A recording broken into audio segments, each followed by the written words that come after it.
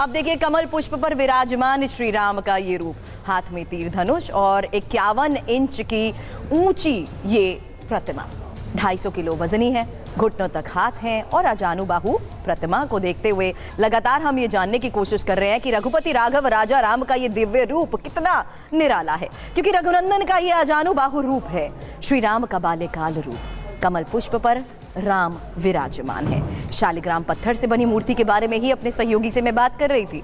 मूर्ति की ऊंचाई 51 इंच है और घुटनों तक हाथ यानी अजानुबाहु रूप नजर आ रहे हैं। अब रामलला की दिव्य और भव्य प्रतिमा की खासियत के बारे में जो जानकारियां सामने आ रही हैं, आचार्य पंडित विट्ठल की तरफ से इस बारे में क्या कहा गया, मेरे सहयोगी कुमार कुंदन ने उनसे खास बातचीत की, सुनिए।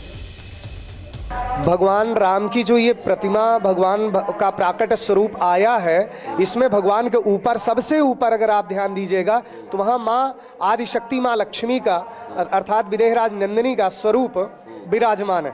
अच्छा। स्वयं माँ जगत जननी माँ के रूप में विराजमान है, अर्थात उनकी प्राण प्रिया माता रानी का रूप विराजमान है। आधार शक्ति के रूप में माँ ऊपर विराजमान है। आप देखिए मूर्ति को देख करके, दर्शन करके, भगवान विभिन्न आयुधों के साथ में है, ओम इत्यादि महाप्राण के साथ में है। भगवान कहते हैं ना कि अंशन सहित लइयों अवतारा, ठीक है, भगवान जो है अपने अंशों के साथ में प्रकट होंगे, तो परमात्मा अपने पूर्ण स्वरूप में प्रकट हुए हैं, इसमें कहीं कोई संदेह नहीं है। दिव्य दर्शन है, तो ये दिव्य दर्शन है, अलौकिक दर्शन है महाराज। करिए, आत्मा परमात्मा सब बिल्कुल तृप्त हो जाए। आइए सबको ये अयोध्या दर्शन करने। तो श्री राम के इस रूप के बारे में पंडित विट्ठल से जानने की मेरे सहयोगी कोशिश कर रहे थे, जिन्होंने बताया इस दिव्य रूप के सामने आने के बाद कि किस तरीके से विशेष तौर पर इसे तैयार करते हुए बहुत बारीकी से और कुछ खास बातों का ध्यान रखते हुए इसे तैयार किया गया है। तो राम विग्रह की खासियत, तस्वीरें लगातार हम आपको दिखा रहे हैं और ग्राफिकली भी हम ये इस बारे में आपको इसलिए बता रहे हैं क्योंकि इसके बारे में जिस तरीके से श्री राम के स्वरूप का वर्णन किया गया है, उसके बारे में जानने की उत्सुकता लगातार बढ़ती जा रही है। ये देखिए, कमल पुष्प पर विराजमान श्री राम का ये रूप, आजानुबाहु राम विग्रह, हाथ में तीर धनुष और साथ ही 51 इंच ऊंची इस प्रतिमा के बारे में एक एक जानकारियां अब सामने आ रही हैं। 250 किलो वजनी ये प्रतिमा अपने आप में एक खूबसूरत और अद्भुत स्वरूप है श्री राम का, जहां घुटनों तक हाथ अजानुबाहु प्रतिमा ये नजर आ रही है। और रघुपति राघव राजा राम के दिव्य रूप के बारे में जिस तरीके से हम जानकारियां आपके सामने रख रहे हैं, उसमें रघुनंदन के इस रूप में अजानुबाहु रूप का तो जिक्र किया ही, वहीं श्री राम के बाल्यकाल रूप का भी वर्णन किया गया है। कमल पुष्प पर राम विराजमान है और शालिग्राम पत्थर से बनी मूर्ति को देखते हुए ये बड़ी जानकारी सामने आ रही है। मूर्ति की ऊंचाई 51 इंच है, घुटनों तक हाथ हैं और अभिजीत हमारे सहयोगी इस वक्त हमें ज्वाइन कर चुके हैं, क्योंकि TV9 भारतवर्ष पर तो ये तस्वीर हम लगातार आपको दिखा रहे हैं, लेकिन पूरी दुनिया का आखिरकार जिस तरीके से देश में लोगों का ये इंतज़ार खत्म हुआ है, अभिजीत इस वक्त गौरी शंकर मंदिर दिल्ली से हमें ज्वाइन कर चुके हैं। अभिजीत, ये स्वरूप आपने भी देखा, इसका वर्णन तो यहाँ पर हम ग्राफिक्स के जरिए कर रहे हैं, लेकिन लोगों के जहन में क्या आया श्री राम के इस रूप को देखते ही, उनसे जरा इस बारे में बात करें।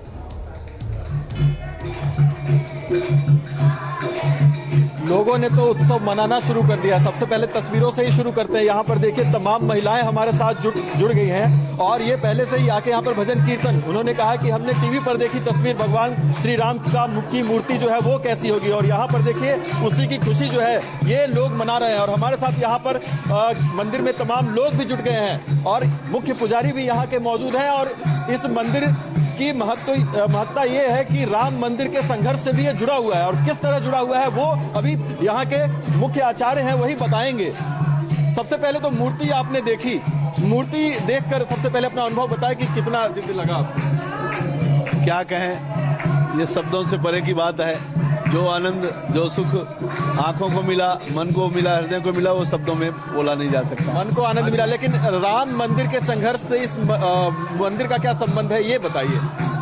दरअसल 92 की बात है, जब राम आंदोलन चला, जब अयोध्या में जन्मभूमि मुक्ति का कार्यक्रम प्रारंभ हुआ, उस समय की लोगों के वक्तव्य, वाणी, गोलोकवासी अशोक सिंघल जी आदि वगैरह, उनके जब भाषण सुनते थे तो मन में एक उद्दोल जागृत होता था।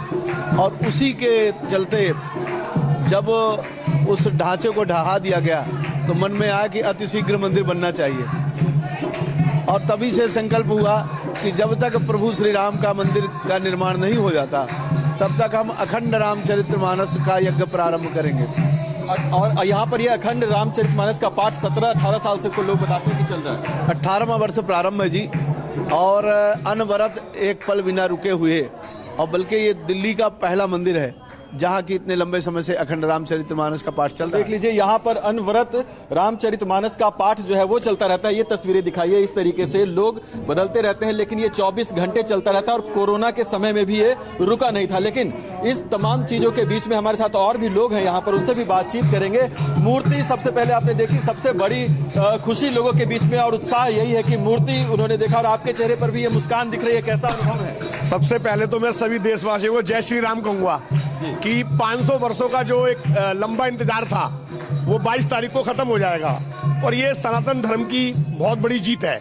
और मूर्ति तो भगवान श्री राम की वैसे ही अद्भुत है। राम की मूर्त तो हर एक इंसान के आंखों में, हृदय में वैसे ही विराजमान है, और जो मूर्ति बनाई है तो निस्संदेह वो बहुत ही खूबसूरत मूर्ति है। और आज उस मूर्ति का विग्रह जो है वो जगह जगह व्हाट्सएप पर डिलीवर भी हो रहा है, मेरे पास में भी पहुंचा है। तो अद्भुत मूर्ति है, और उसी उपलक्ष्य में हम यहाँ पर एक प्रोग्राम भी रखा है हमने, जो 22 तारीख को। बिल्कुल, तो सोशल मीडिया पर अद्भुत जो है ये तस्वीर अभिजीत, है, बिल्कुल अद्भुत है। इंतजार तो खत्म हो रहा है, लेकिन अखंड पाठ यहाँ पर इतने सालों से चलता आ रहा है, और आखिरकार अब श्री राम के स्वरूप के वो दर्शन भी कर रहे हैं।